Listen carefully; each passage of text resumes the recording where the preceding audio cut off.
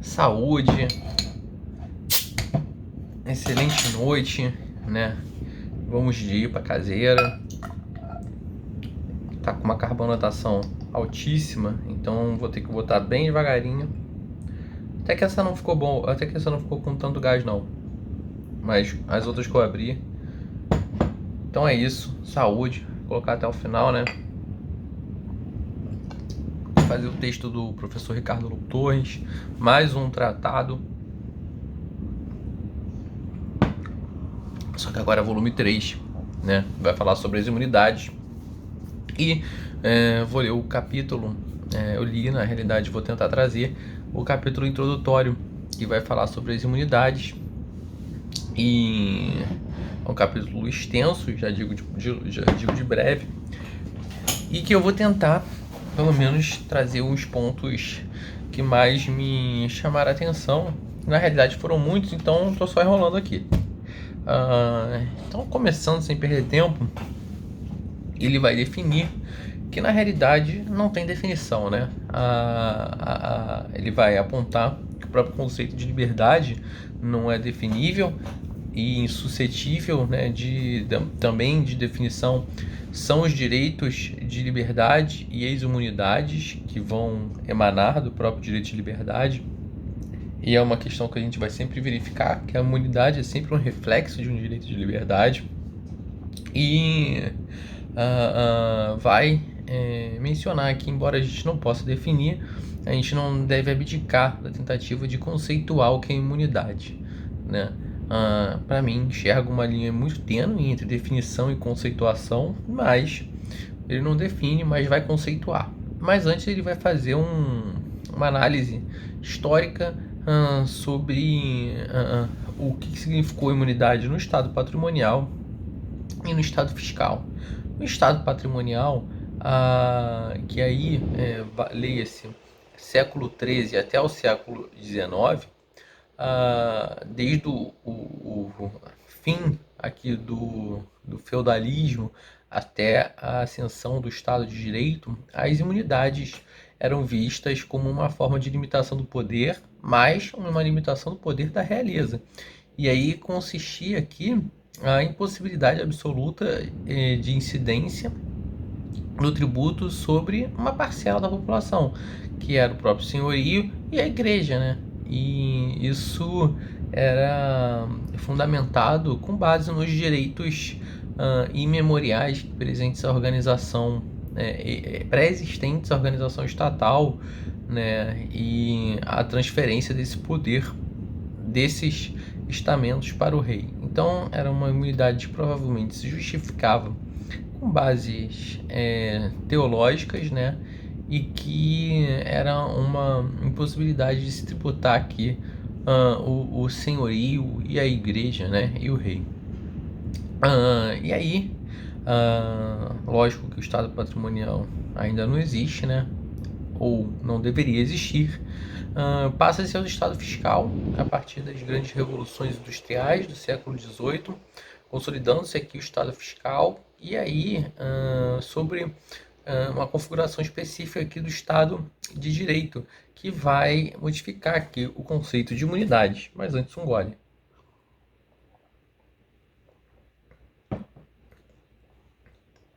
E aí vai deixar de ser uma forma de limitação do poder do rei pela igreja e pela nobreza, para se transformar em uma limitação do poder tributário do Estado, e quem vai limitar são os direitos pré-existentes do indivíduo. Tanto quanto no Estado patrimonial, quem limitava o poder do rei era a igreja e a nobreza, né?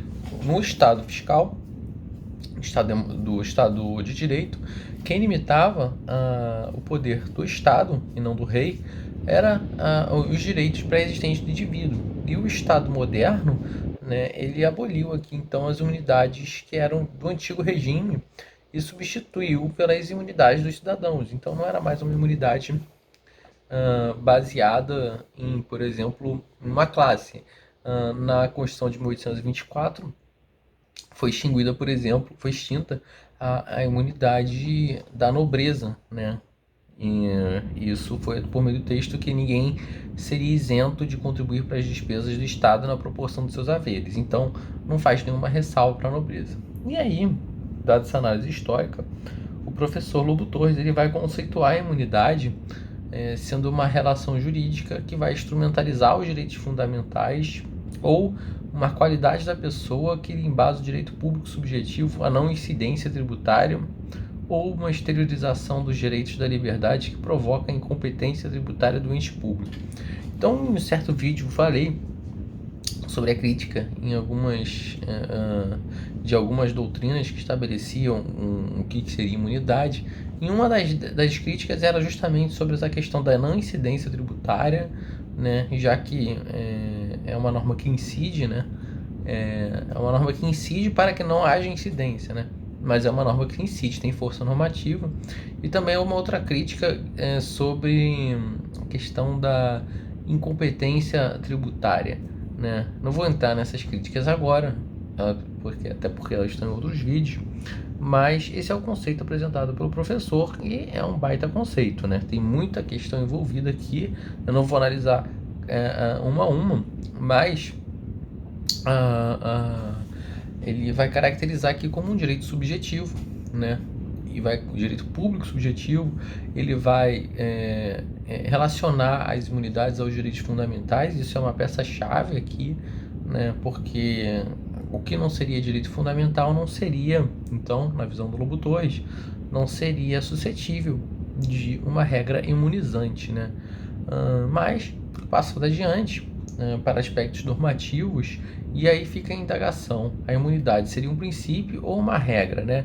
E aí o que seria primeiro, antes contextualizando, o que seria uma normatividade? A normatividade seria entendida como uma qualidade de produzir efeitos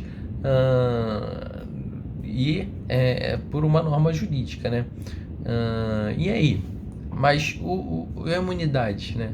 Ela é dotada de que tipo de normatividade? Um princípio ou uma regra, né? Então, parece que, a depender aqui das circunstâncias, e aí vai depender do grau da positivação, a imunidade pode se expressar ou por princípio ou por regra, né? E aí o professor Humberto Ávila ele traz uma lição de que a distinção entre princípio e regra não é tão clara, né? Apenas do working em trabalho já mencionou que é uma distinção que é basicamente infrutífera, mas que guarda uma didática, né? É uma distinção genuína, né? Mas apenas para fins de estudo. E o que vai diferenciar, basicamente, vai depender do autor, né? E aí alguns vão levantar que a regra seria toda ou nada, por exemplo, do working, o princípio seria aplicável em distintos graus, o maior ou menor, dependendo da dimensão. O Alex Siri vai falar que os princípios são mandados de otimização e as regras elas são suscetíveis de subsunção, são comandos definitivos, enfim, vai depender aqui da doutrina, mas fica bastante explícito aqui que muitas das diferenciações elas tentam, mas não conseguem traçar um critério que vai ser sempre aplicável, né? Mas o Lobo Torres traz aqui e vamos estudar. E a imunidade ela pode se manifestar via princípio ou via regra. E ela se manifesta via princípio, né, quando ele se vincula à ideia de liberdade. A imunidade se vincula à ideia de liberdade.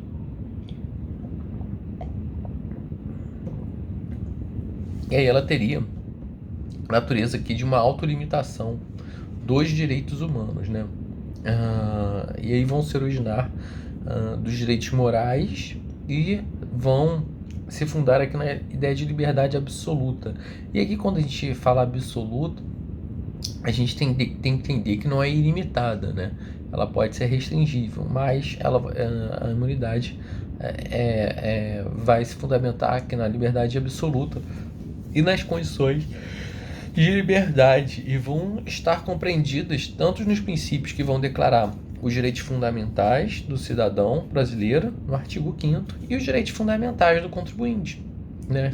Seja lá na anterioridade, retroatividade, na vedação ao confisco, no direito ao mínimo existencial, enfim. Ela pode se manifestar com princípios, só que ela também pode se manifestar via regra, né? Quando ela irradia valores através dos princípios, tendo uma maior positivação, né? E aí, muitas das vezes, a imunidade vai estabelecer condições para a fruição, né? A regra da imunidade vai estabelecer as condições para a sua fruição, né?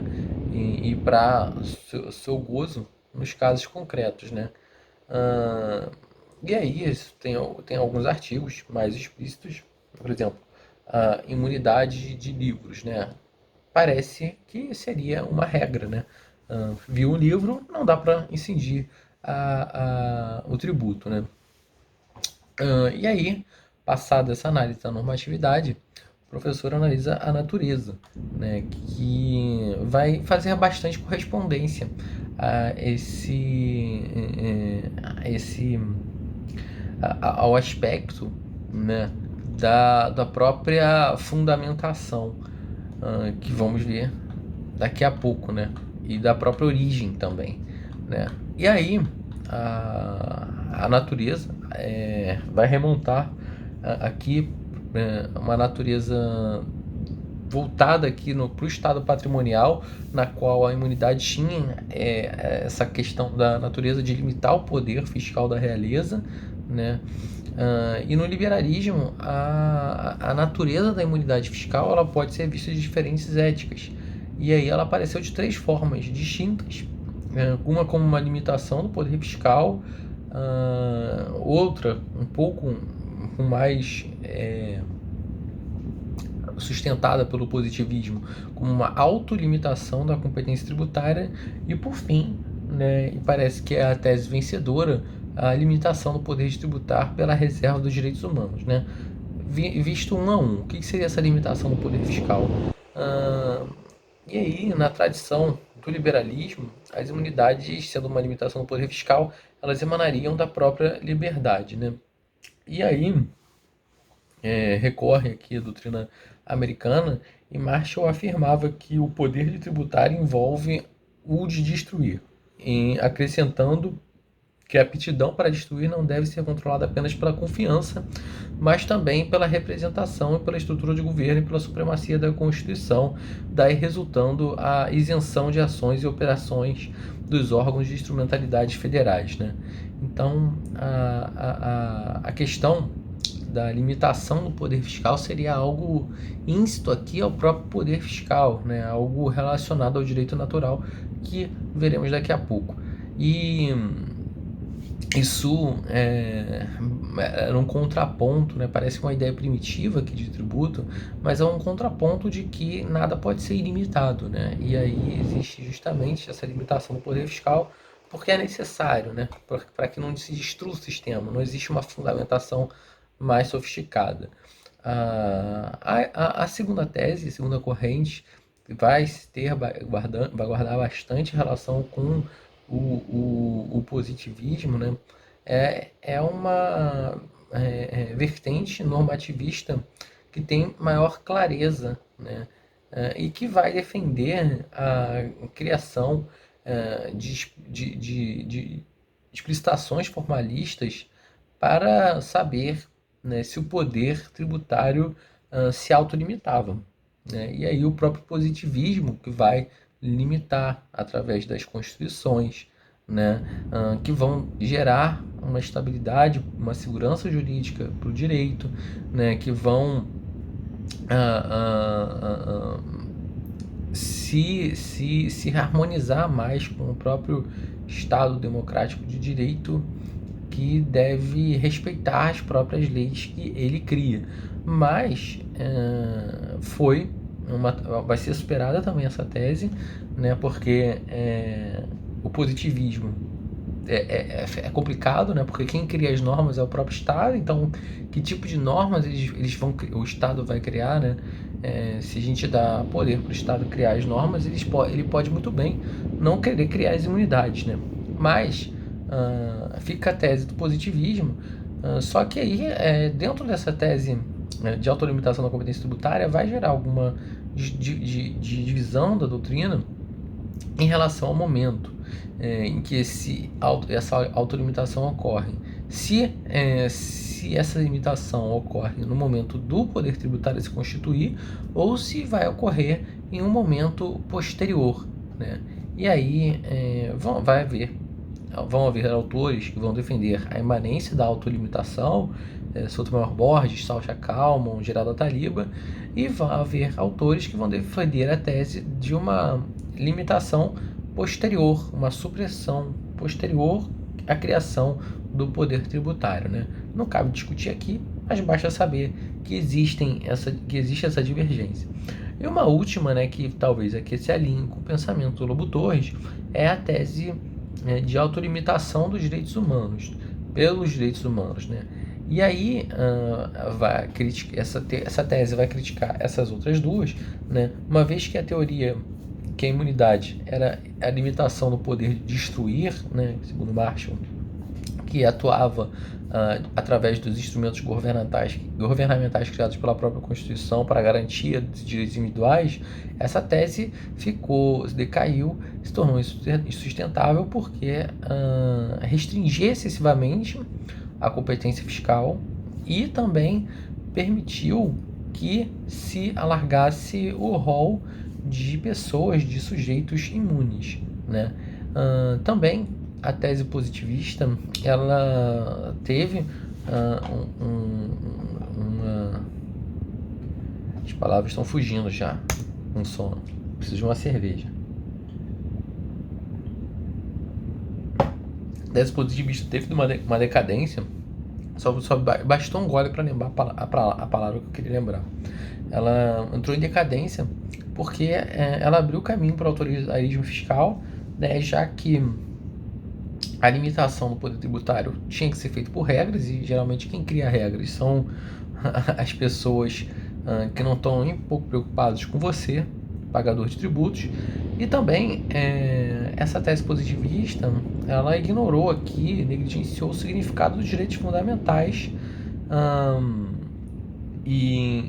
substituindo aqui com medidas conjunturais de pura utilidade, representando aqui por não incidência teleológica de estatura constitucional. Então as imunidades eram convenientes para o próprio poder tributário aqui. E esse é um problema, né? Muitas imunidades podem favorecer as pessoas que têm poder, né? E não quem necessita realmente de que seja garantida alguma liberdade via imunidade. E aí chegou essa tese de autolimitação dos direitos humanos, porque a imunidade ela tem que ser vista como uma limitação absoluta do poder tributário, mas feita não por uma Constituição positivada ou não por um direito natural, por o simples dever, pela simples necessidade de haver uma limitação do poder tributário, mas sim o poder tributário do Estado deve ser limitado por uma ideia de uma liberdade pré-existente. E a liberdade individual é que se autolimita, abrindo um espaço aqui para atuação limitada do poder fiscal. Então, a imunidade, ela é aqui a própria intributabilidade, configurando assim uma impossibilidade do Estado de criar tributos e aqui é importante visualizar o papel dos direitos fundamentais, porque o Estado fica proibido de criar tributos sobre os direitos de liberdade, né? Então existem incompetências absolutas por parte do poder estatal para criar impostos sobre bens ou coisas que são indispensáveis para a manifestação da liberdade. Então veja que não é só a liberdade, mas os bens e as coisas, né? Então se você necessita talvez aí de uma moradia, de um mínimo existencial, de uma alimentação, de vestuário, isso vai incluindo aqui no rol de direitos ao mínimo existencial indispensáveis para você exercer a sua liberdade, né? E essa limitação ela é ditada aqui pelos próprios direitos humanos anteriores ao Pacto Constitucional. Então, a imunidade, ela aqui pode se confundir com um direito público subjetivo pré-estatal, a não incidência tributária. Então, antes da Constituição existir, você já tem esse direito de que não vai incidir um tributo sobre, por exemplo, a sua liberdade de crença, né? Então, taca imunidade para imposto do patrimônio, rendas e serviços de templos de cultos de qualquer natureza, né? Mas frisa-se, porque esse direito público subjetivo são os direitos fundamentais absolutos, né? E aí a imunidade ela expressa aqui os próprios direitos de liberdade e vai limitar o poder tributário. E não é uma manifestação aqui de uma soberania do Estado e nem também uma outorga constitucional, nem um favor que a Constituição fez com a gente, né? Fez pra gente, e nem uma autolimitação do poder fiscal positivista, né? Mas é uma garantia principiológica pelos direitos fundamentais, né? E aí o professor quase coloca um adágio aqui que os direitos humanos, em síntese, eles são inalienáveis, imprescritíveis e intributáveis, né? Justamente por esse caráter de direito público subjetivo pré-estatal, né? Então fica essa tese prevalecendo, né? Não que existe uma necessidade para que não haja para limitar o poder tributário do Estado, sob pena de haver esse poder tributário ser destrutivo, que não tem um fundamento que vai amarrar isso, né? E que isso possibilitou a proliferação de imunidades e enfim, um arrefecimento aqui do Estado fiscal. E aí teve o contraponto do Estado positivista, as teses positivistas, em que elas alargaram o poder estatal, né? Mas que a justificativa para as imunidades se baseavam no próprio texto. E por último, por fim, essa tese que mais agrada o professor, que existe a limitação pelos próprios direitos fundamentais. Então existe uma carga axiológica trabalhando aqui nessa questão para que não seja uma limitação arbitrária, não pela Constituição ou nem pelo simples fato que deva ser limitado o poder tributário, mas sim porque existem direitos fundamentais que exigem essa limitação, né? E aí cabe falar aqui da origem, ou seja, as teorias de que a imunidade, sob um ponto de vista, vão se referir a que ela seria a limitação do poder fiscal, seria uma autolimitação da competência tributária ou seria uma reserva dos direitos fundamentais. Essas teorias elas vão corresponder às posições que vão radicar, que vão ser exteriorizadas a partir do direito natural, do direito positivo, do direito moral. Então parece guarda uma semelhança muito grande com a primeira teoria, isto é, da teoria da limitação do poder fiscal, guarda direito com o direito, guarda relação com o direito natural, a teoria, a tese da autolimitação da competência tributária vai guardar relação aqui com o direito positivo, e por fim a última, né, a tese, a última que vai utilizar os direitos fundamentais como os limitadores da liberdade, vai guardar relação íntima com os direitos morais.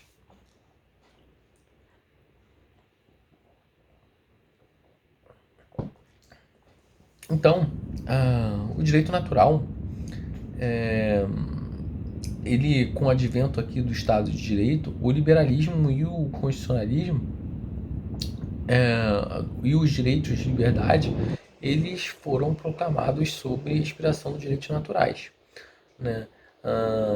E as correspondentes aqui imunidades e privilégios abrangem as que são, em sua natureza, fundamentais, pertencendo aqui ao direito dos cidadãos e de todos os governos livres, e também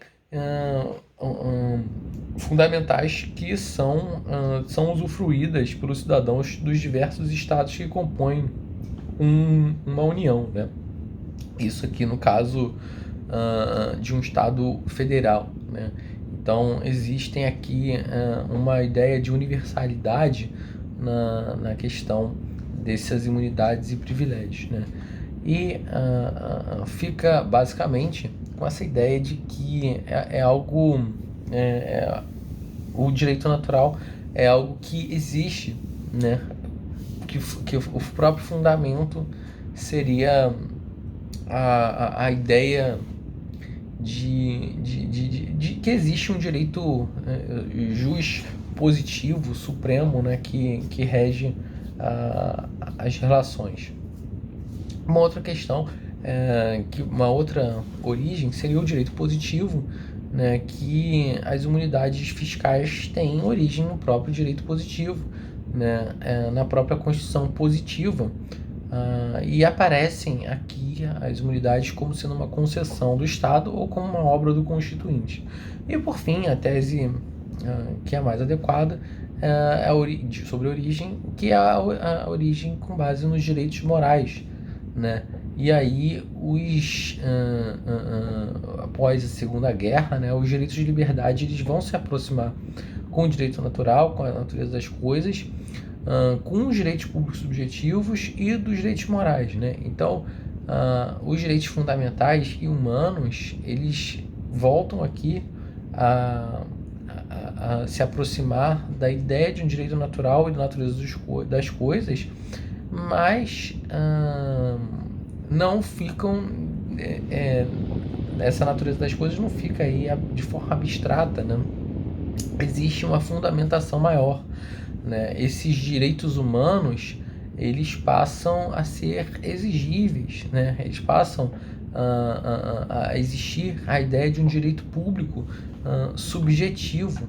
E existe uma lição aqui do professor Carlos Santiago Nino, que o doutor destaca, que quando a gente recorre a um direito constitucional para justificar certa decisão, a gente está recorrendo a princípios de moralidade social que endossam a norma constitucional estatuidora do direito em questão. E os direitos constitucionais são, em última instância, direitos morais que derivam de princípios que têm as propriedades de autonomia, finalidade, sobrevivência, universalidade e generalidade. E essas são as características distintas dos princípios morais. Então aqui, sobretudo com a virada kantiana, existe essa aproximação da moral com o direito. Então a própria justificação da imunidade passa a ser juridicamente moral, né? Passa o próprio direito expressar ideias de que não apenas são jurídicas via positivismo, mas também elas carregam uma carga axiológica, né?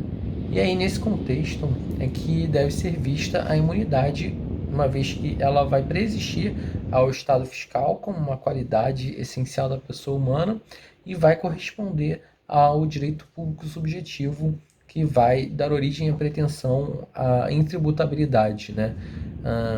Diante aqui de uma ordem jurídica tributária. Então ela vai ostentar um pouco de cada teoria, né? Ao mesmo tempo que vai ter uma questão de pré-existência do estado fiscal, alguma coisa relacionada ao direito natural das coisas, ela vai corresponder ao direito público subjetivo, ou seja, vai ter essa questão relacionada ao direito positivo. Então perceba que essa tese baseada na origem baseada que os direitos fundamentais são direitos realmente exigíveis, ela que vai fundamentar realmente as imunidades, né? Bom, faltam bastante. E aqui eu tenho uma decisão a tomar. Eu tenho 3 minutos a mais de vídeo. Ou eu posso fazer uma síntese de tudo ou eu posso dividir e fazer um outro vídeo de meia hora. Seriamente pensando em fazer uma síntese de tudo. Eu acho que é isso que eu vou fazer, né? A partir desse ponto, então, o professor Lobo Torres, ele vai tentar falar sobre o fundamento, sobre o status, né? E questões relacionadas à validade, classificação, teorias e interpretação, né? E uma questão interessante é que a imunidade ela vem proteger um status, sobretudo, negativo, né, que seria a liberdade, o direito de primeira geração, propriamente dito. Né? E aí é um direito que até então não existiria uma pretensão estatal, de uma atuação estatal. Né? Então, e aqui coloca um parênteses gigante, né? Porque muitas das vezes os direitos de primeira geração eles exigem uma prestação estatal, né? Mas são reflexos aqui de um direito fundamental. Por exemplo, o artigo 5º vai falar sobre a liberdade de crença, e aí vai ter no artigo 150 lá, vai ter a imunidade de templos, né? Então, sempre vai haver uma correlação entre um direito fundamental, né? Além disso, existem a questão do status positivus libertatis, que é uma questão, e ainda eu vou insistir nesse exemplo dos templos, né? Esse status é um status que vai exigir, de certa forma, uma atuação estatal. Por isso que as entidades, templos religiosos e tal, eles são imunes a impostos, mas eles não são imunes a taxas e contribuições. Por quê? Porque eles necessitam de serviços públicos, eles necessitam de uma contraprestação estatal que vá garantir o seu funcionamento. Então, é por isso que eles apenas são imunes aos impostos que vão proteger os status negativos, né? Mas eles vão necessitar aqui de pagar tributos para que sejam garantidas aqui a sua liberdade no seu sentido positivo, né? E uma outra questão que vai ser levantada também é o próprio processo democrático na elaboração das imunidades, né? Na elaboração, mais do que isso, na concepção das imunidades, né?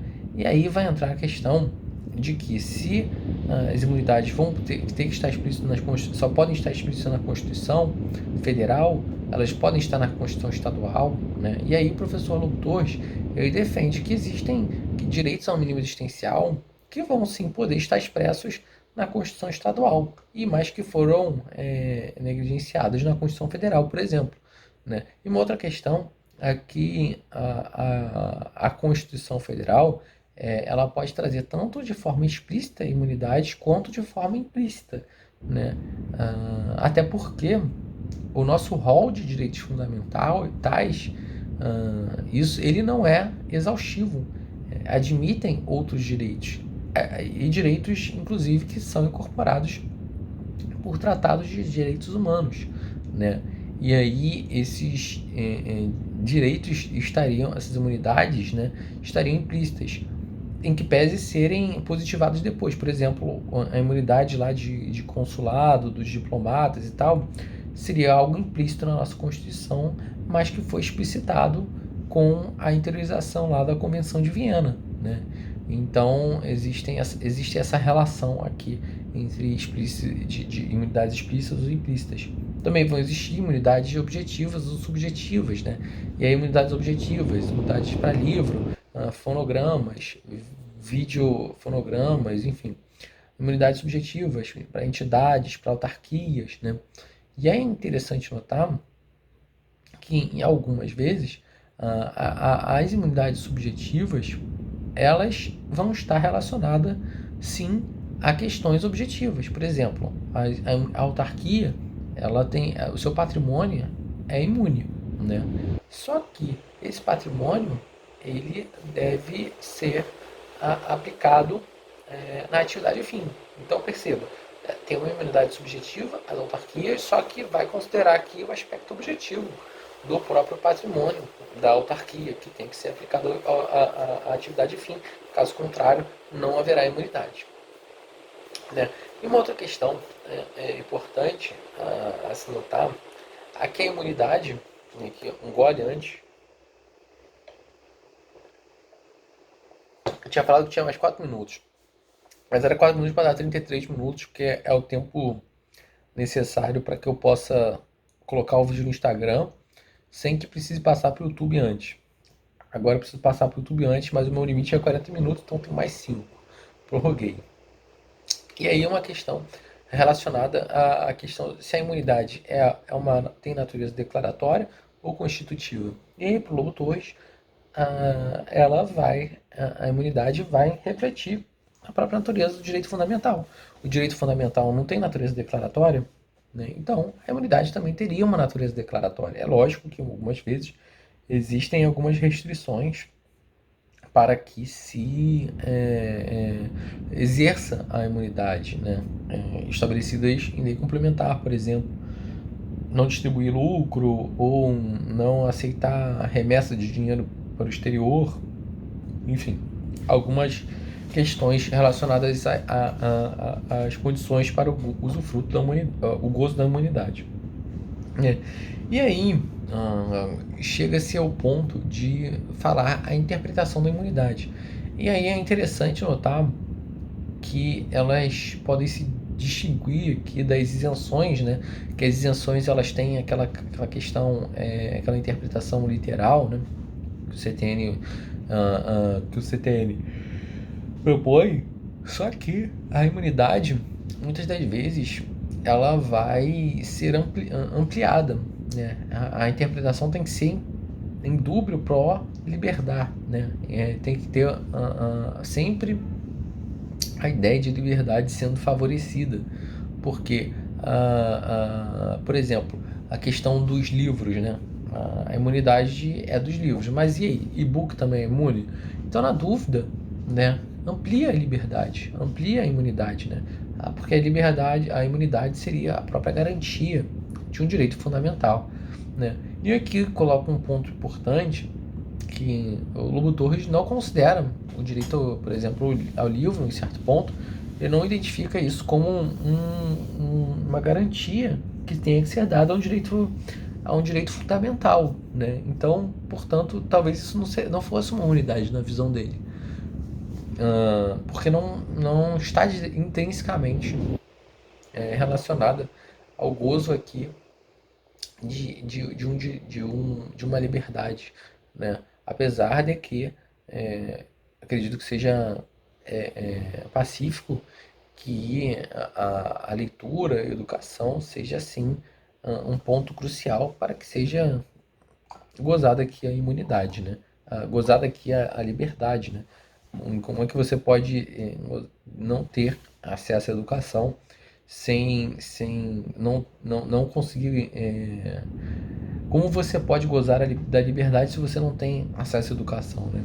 Isso é uma polêmica, né, que veio a ser instituída, voltou à tona com a questão da CBS, aquela consulta na Receita Federal que colocou que a CBS poderia sim incidir sobre livros, né? E aí colocou alguns argumentos que essa imunidade de livros não é tão benéfica e tal, não falou teve na consulta teve uns motivos ali que não ficaram tão claros, o porquê que a CBS poderia ser aplicável a livros e tal, e assim, juridicamente não existe expressamente nenhum óbvio, é óbvio que existe a proteção que deve ser dada aos livros, né?